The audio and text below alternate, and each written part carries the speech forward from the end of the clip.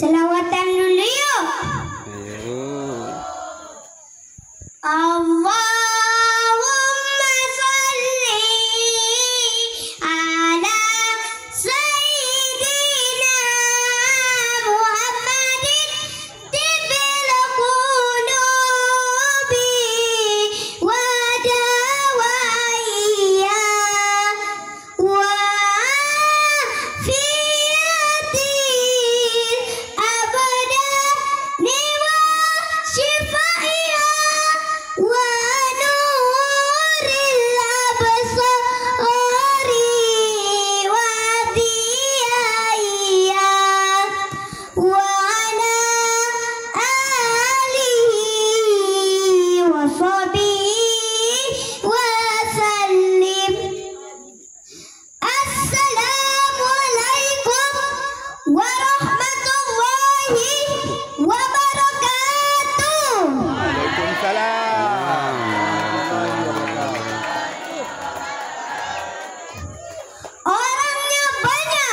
suaranya kurang kompak.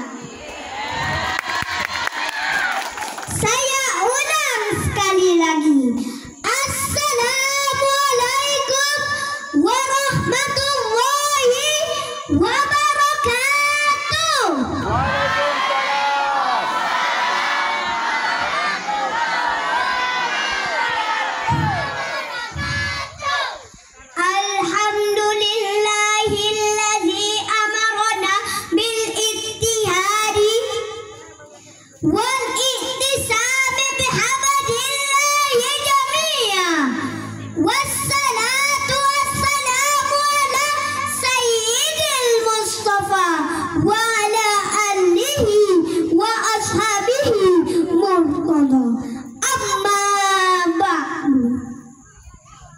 Segala puji dan syukur marilah kita panjatkan kehadiran Allah Subhanahu wa Ta'ala yang atas karunia dan nikmatnya kita bisa berkumpul di tempat yang berbahagia ini.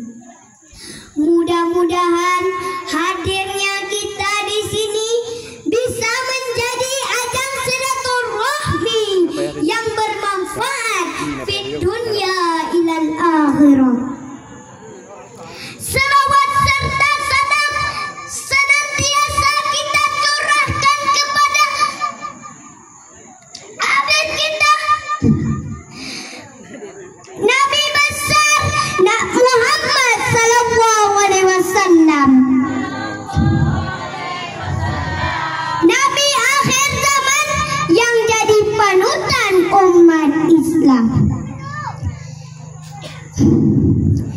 Pak Geci yang saya hormati, Ustazah Direktur TPA Gua Hira yang saya hormati,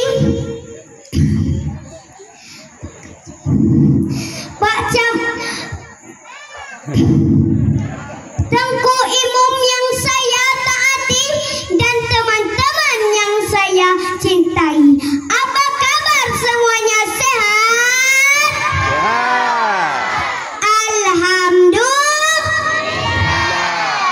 Semoga nikmat sehat yang Allah berikan kepada kita senantiasa bisa kita gunakan untuk hal-hal yang bermanfaat, bisa menjadi nilai kebaikan di mata manusia dan bisa menjadi nilai ibadah di hadapan Allah Subhanahu wa Ta'ala. Bulan Rabiul Awal atau disebut juga bulan Maulid. Teman-teman, ada yang tahu apa itu Maulid Nabi?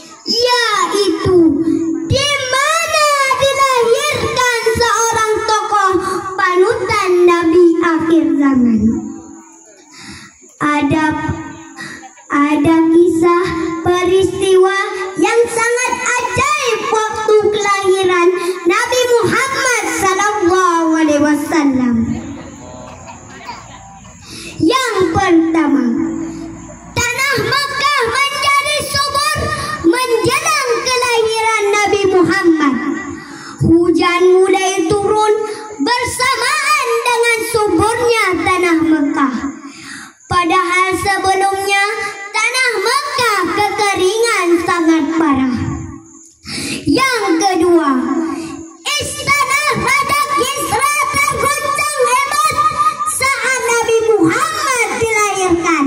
Bahkan 14 gedung istananya dibuat hancur dan runtuh. Yang ketiga, api sesembahan Majusi tiba-tiba padam. Padahal selama 1000 tahun lebih tidak pernah padam. Waktu kelahiran Nabi, tiba-tiba api itu padam dengan seketika. Yang keempat, iblis menangis dengan dahsyat setelah mengetahui kelahiran makhluk yang paling mulia, yaitu Nabi Muhammad SAW. Bahkan iblis sampai putus asa karena misinya untuk menyesatkan umat manusia akan lebih sulit dari sebelumnya. Hadirin yang saya hormati, Nabi Muhammad dilahirkan dalam keadaan yatim, tapi tidak menyurutkan semangatnya untuk menegakkan kebenaran. Perjuangannya mampu memperbaiki akhlak dan tekadnya mampu meluruskan keyakinan umat. Jika kita teliti dan amati bahwa keberhasilan beliau dalam berdakwah bukan karena panjangnya pedang, bukan pula wajahnya yang garam, akan tetapi akhlak yang mulia dan kejujurannya, itulah yang menjadikan kunci suksesnya dakwah beliau. Mudah-mudahan apa yang ada di Rasulullah dapat kita contoh dalam kehidupan sehari-hari. Karena di Rasulullah ada suri tauladan yang baik bagi kita. Sebagaimana firman Allah dalam Al-Quran surah Al-Ahzab ayat 21 yang berbunyi, Bismillahirrahmanirrahim. Laqad kana lakum fi Rasulillahi uswatun hasanah liman kana yarjullaha wal yawmal akhir wa zakarallaha katsira. Yang artinya, sungguh terhadap pada Rasulullah suri tauladan yang baik bagimu, yaitu bagi orang-orang yang mengharap rahmat Allah dan datangnya hari kiamat dengan banyak mengingat Allah. Kalau saya tanya nih, bapak-bapak cinta nggak sama Nabi? Ibu-ibu cinta nggak sama Rasul? Kalau teman-teman cinta nggak sama saya? Teman-teman tahu bagaimana membuktikan rasa cinta kita kepada Nabi dan Rasul? Yaitu memperbanyak baca salawat. Yuk sama-sama kita bersalawat. Sallallahu ala Muhammad. Sallallahu alaihi wasallam. Sallallahu ala Muhammad.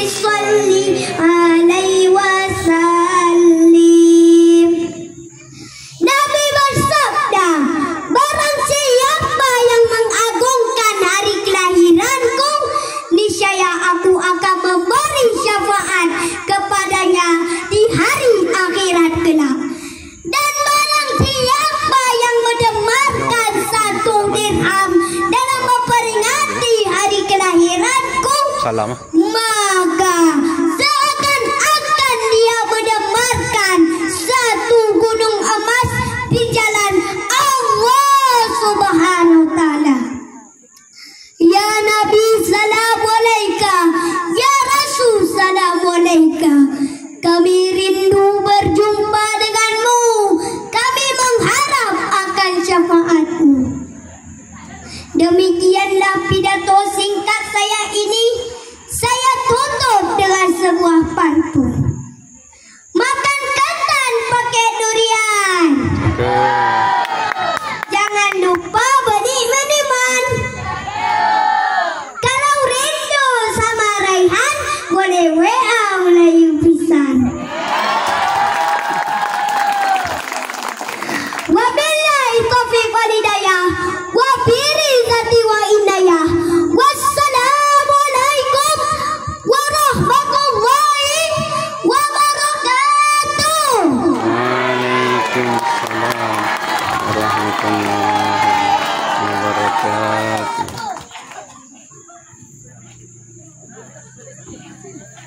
Ibu salam di sini. Salam dulu. Ini. Ibu.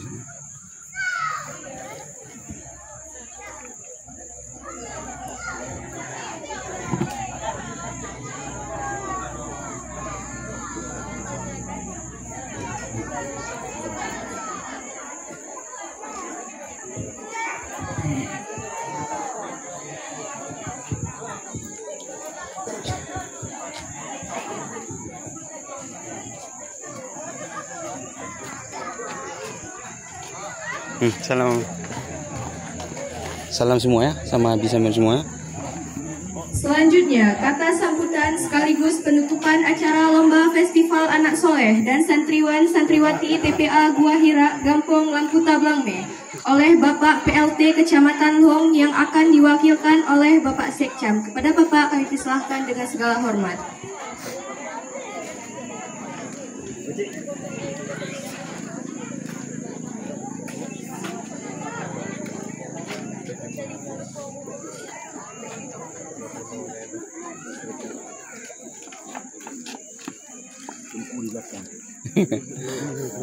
Ini boleh enggak?